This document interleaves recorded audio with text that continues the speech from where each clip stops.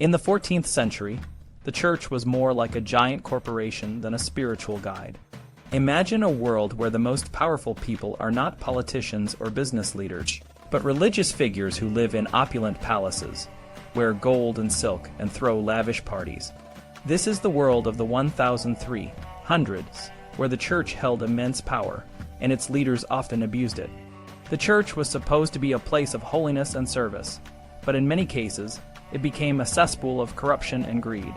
One of the most shocking examples of this corruption was the practice of giving important church positions to people who were not qualified or even old enough to hold them.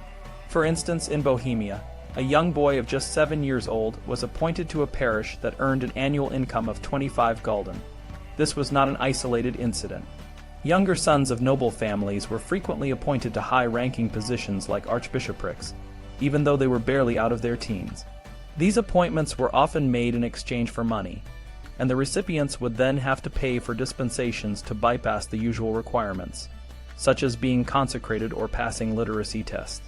But it wasn't just the young and unqualified who were being placed in these positions. There were also many priests who couldn't even read the basic Latin required for their duties. One bishop of Durham in 1318 struggled so much with the Latin word metropolitanus during his own consecration that he had to mutter the phrase, "Let us take that word as read," in his native language. Later, when he was ordaining candidates for holy orders, he encountered the word enigmate and exploded in frustration, swearing. By St. Louis, that was no courteous man who wrote this word. These priests and bishops, who were supposed to be spiritual leaders, were often illiterate and ignorant, which was a scandal in itself. The corruption didn't stop at the lower levels. It reached all the way to the top, to the popes themselves.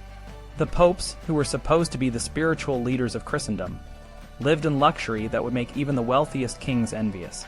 Pope John XXII, who ruled from 1316 to 1334, was known for his love of gold and fine fabrics. He spent a fortune on gold cloth from Damascus, furs, and other luxuries. His successors, Benedict XII and Clement VI, built the massive papal palace in Avignon, a city in southern France. This palace was a symbol of the church's wealth and power, with its thick walls, battlements, and elaborate decorations. Inside, the popes and their retinue lived in splendor, surrounded by gold and silk, with hundreds of servants to attend to their every need. The popes and their cardinals were not the only ones living in luxury. The lower clergy, including priests and monks, also began to adopt a more secular lifestyle. They wore colorful and fashionable clothing, kept pets and jesters, and some even rode on horses adorned with gold. This was a far cry from the simple, humble lifestyle that the church was supposed to promote. The abuse of power and wealth was so widespread that even the church's own members, like the chronicler Henry of Hereford, spoke out against it, warning of the dangerous situation of those in their charge and the potential for spiritual harm. One of the most egregious practices was the sale of indulgences. According to church doctrine, indulgences were supposed to reduce the time a person would spend in purgatory after death. However, in reality, they became a way for the church to make money. People could buy indulgences to forgive their sins, and the higher the sin, the more it cost. This led to a situation where the wealthy could essentially buy their way into heaven, while the poor were left to fend for themselves.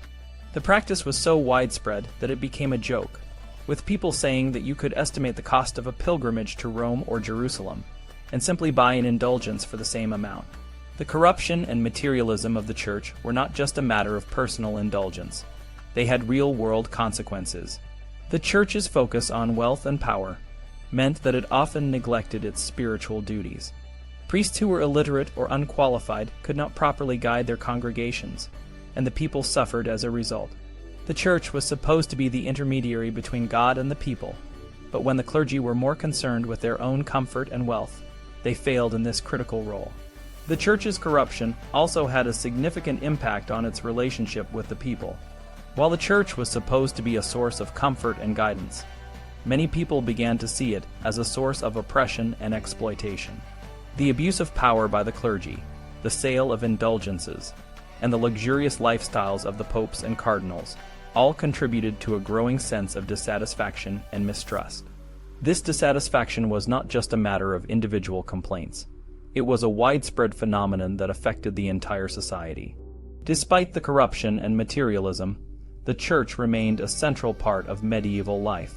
Christianity was the matrix of medieval culture, influencing everything from cooking and medicine to law and philosophy.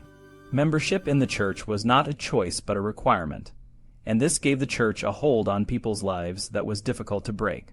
Even the burlesque and satire that mocked the church's practices did not fundamentally undermine its authority. The church was too deeply rooted in the fabric of society to be easily dislodged. One of the most striking examples of this burlesque was the Feast of Fools, an annual celebration that took place during Christmas time. During this festival, the lower clergy would turn the church services into a mockery, dressing up in ridiculous costumes, performing lewd acts, and parodying the church's rituals. This was a way for people to release their frustrations and ridicule the church's hypocrisy, but it did not lead to a widespread rejection of the church. Instead, it was a way for people to cope with the contradictions they saw in their spiritual leaders. The corruption of the church in the 14th century was a complex and multifaceted issue. It was not just a matter of a few bad apples. It was a systemic problem that affected the entire institution. The church's leaders, from the popes down to the local priests, often placed their own interests above the spiritual needs of the people. This led to a situation where the church, which was supposed to be a source of light and guidance, became a source of darkness and despair. However, it's important to remember that not everyone in the church was corrupt. There were still many dedicated and sincere individuals who worked hard to serve their communities and live according to the teachings of Christ. These individuals often faced significant challenges and were sometimes marginalized by the more powerful and corrupt members of the clergy. Their efforts, though often overlooked, were a testament to the enduring power of faith and the human spirit. In the end, the corruption of the church in the 14th century was a reflection of the broader societal issues of the time. It was a period of great change and turmoil, and the church, like many other institutions, struggled to adapt to these changes.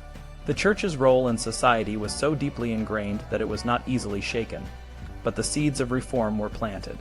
These seeds would eventually grow into the Reformation, a movement that would challenge the church's authority and lead to significant changes in the way religion was practiced in Europe. The story of the church in the 14th century is a cautionary tale about the dangers of power and wealth. When an institution becomes more focused on its own interests than on its mission, it risks losing its way. The church's corruption was not just a historical curiosity. It had real and lasting consequences for the people it was supposed to serve. It is a reminder that no institution, no matter how powerful, is immune to the corrupting influence of greed and the abuse of power.